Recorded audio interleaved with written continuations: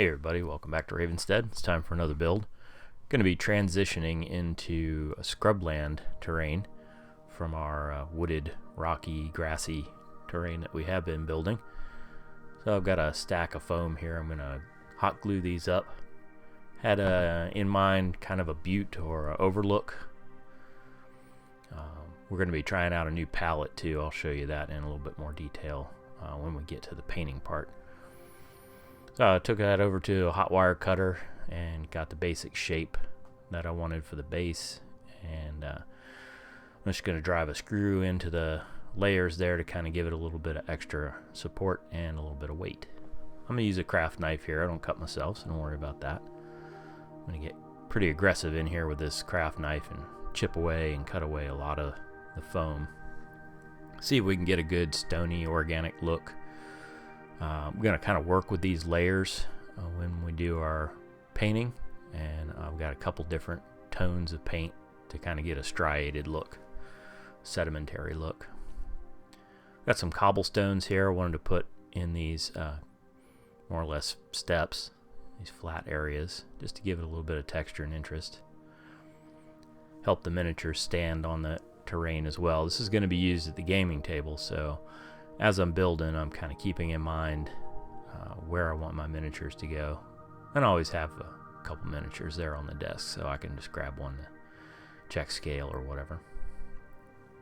I'm going to build up a little rock wall here at the top of this outlook. And again, making sure I got room for my miniatures. I'm just going to put a little bit of PVA glue in here. And use this as kind of a grout in between the stones, and then I'm going to sprinkle over some fresh cat litter onto that to give it a little bit of gravelly appearance. That kind of fills in the gaps too between those cobbles. It's a pretty cool effect. I like it. This stuff does get everywhere though, so make sure if you're working with it, you probably want to wear a dust mask too. That goes without saying. You know, if you're working with something dusty, foam, paint, whatever, just take precautions. Knock off the excess there. And then I'm going to use my finger and a brush here to kind of take away the excess. And that way those cobblestones aren't completely hidden.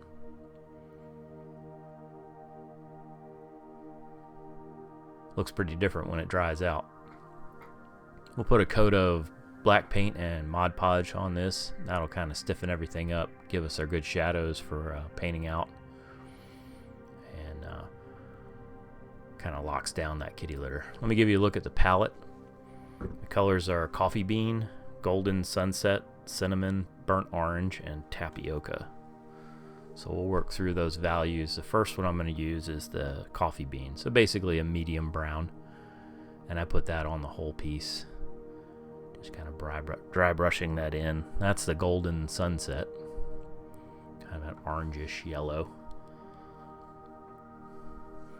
And I'm kind of doing this in layers. That's the cinnamon.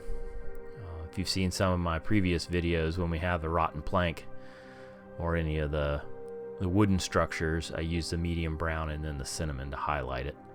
And then with washes, it turns out looking pretty good. That's the burnt orange going on there. Similar to the terracotta paints that I've used before.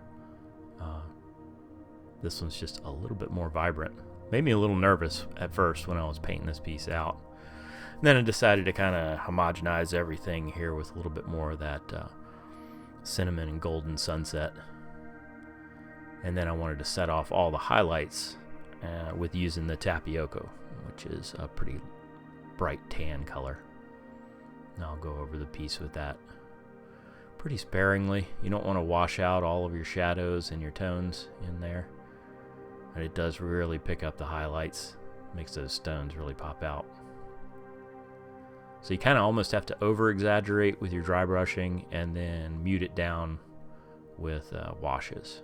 So the first wash we'll use here is a burnt umber acrylic ink mixed with water, and that goes on the whole piece, and that just kind of dulls things down a little bit.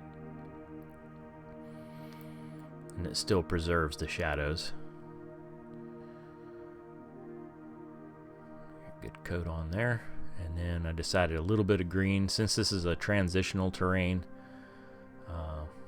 from woodland to scrub. I thought a little bit of green in here, but mostly the browns. That's a little bit of Vallejo rust wash. I just put that right on the piece, and we'll just spread that around a little bit with a brush.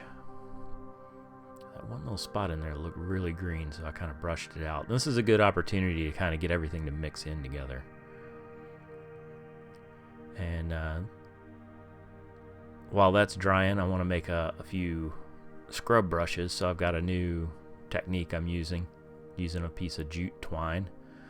I'll just cut off a good 6 or 8 inches of that, and then I'm going to unravel into its individual strands. This is a 3-stranded piece of line, and then I'm using a brass brush to kind of brush out the fibers.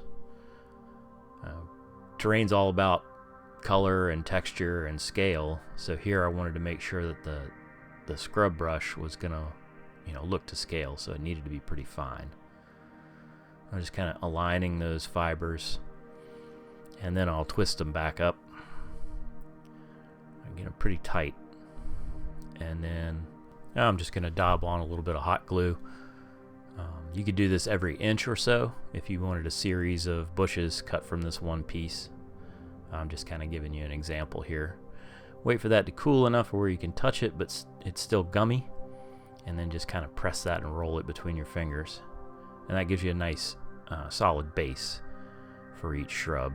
And then I cut that little area right in half, and I get 2 shrubs from that. So then we'll give them a little haircut,